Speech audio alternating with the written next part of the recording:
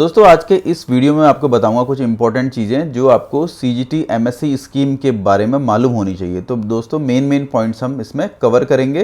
अगर आप किसी भी फाइनेंस इंस्टीट्यूशन में फाइनेंस के लिए जाते हैं तो आपको मालूम होना चाहिए कि आपका लोन कितने अमाउंट तक और किन चीज़ों के आधार पर कवर किया जाता है सीजीटी एमएससी स्कीम में।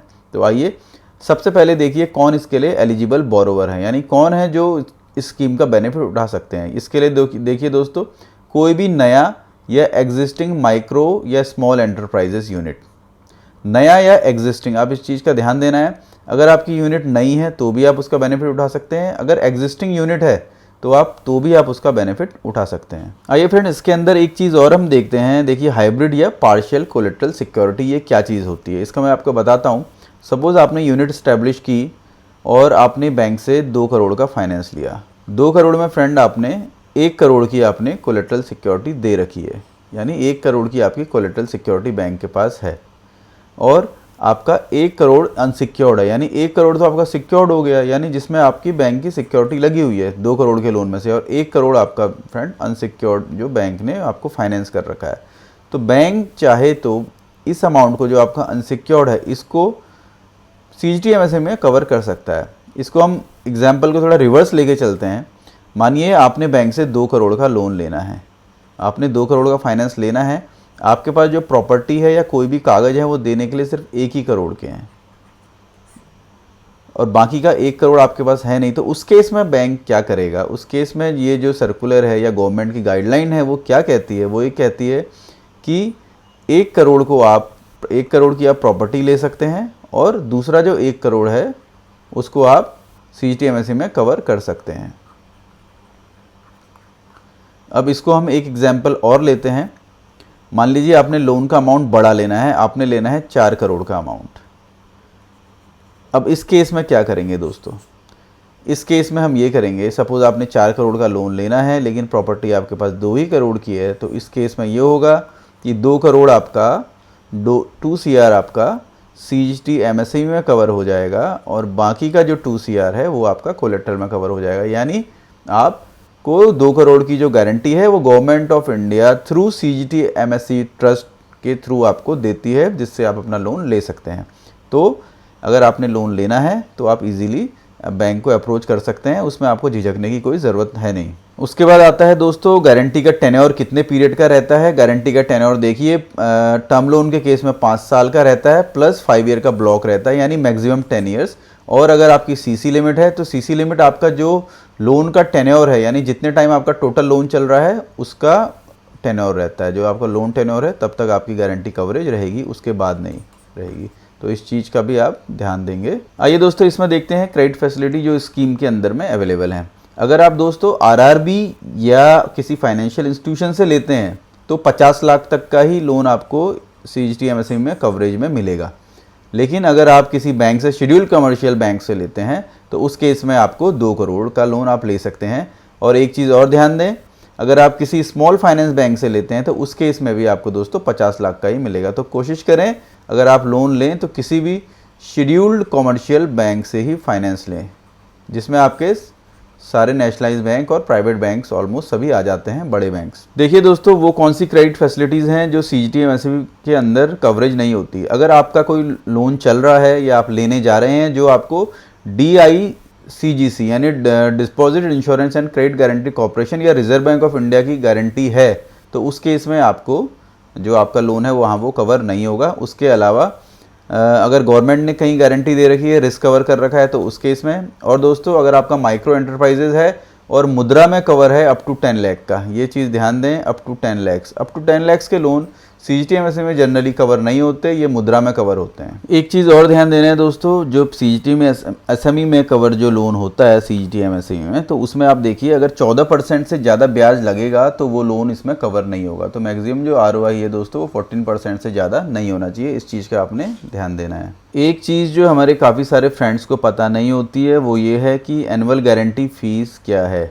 फ्रेंड्स सीजीटी एमएससी स्कीम में एक फ़ीस होती है जिसको हम कहते हैं एनुअल गारंटी फ़ीस।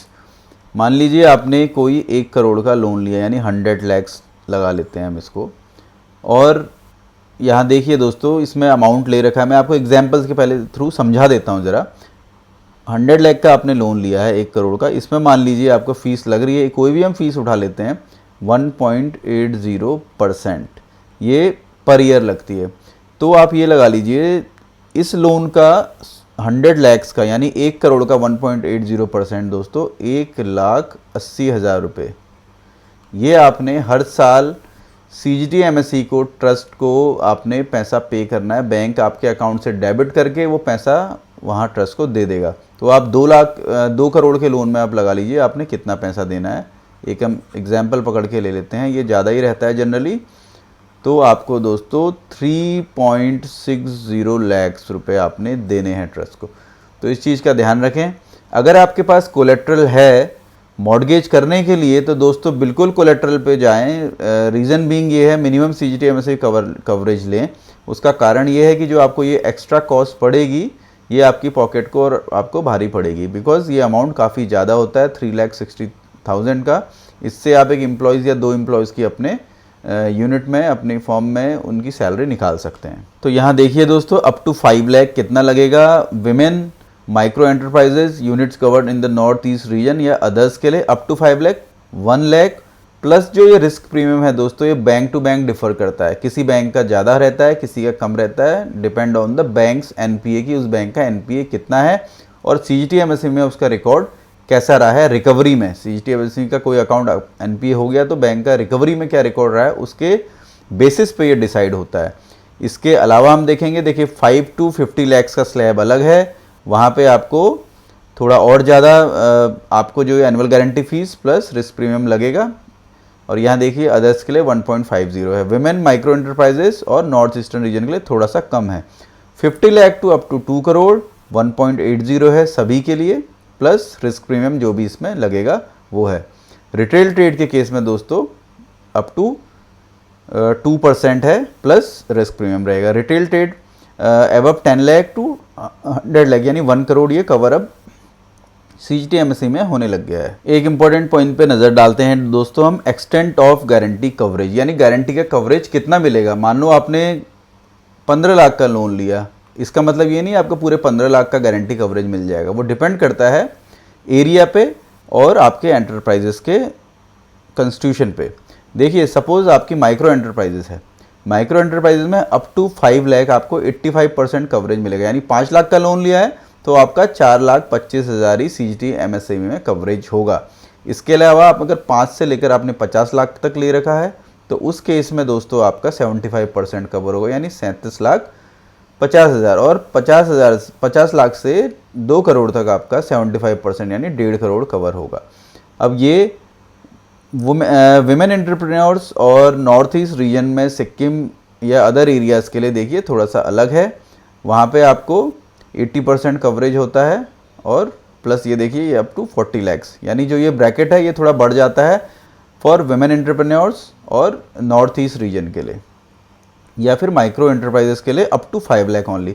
और रिटेल ट्रेड के केस में दोस्तों अगर आपका 1 करोड़ का लोन है तो उसमें आपको सिर्फ 50% ही CGT MSE में कवरेज होगा, दैट इज़ 50 लाख, वो 50 लाख तक ही आपका लोन कवर होगा। यानी अगर रिटेल ट्रेड में आपने 1 करोड़ का लोन ले रखा है फाइनेंस तो 50 लाख उसको बैंक 50, जब आपका क्लेम आएगा in case account has been turn into NPA, आपका अकाउंट NPA हो गया तो उस केस में जो CGT MSE ट्रस्ट है वो जो आपको बैंक को पैसा देगा वो 50% ही देगा, यानी 1 करोड़ का 50% 50 लाख रुपए।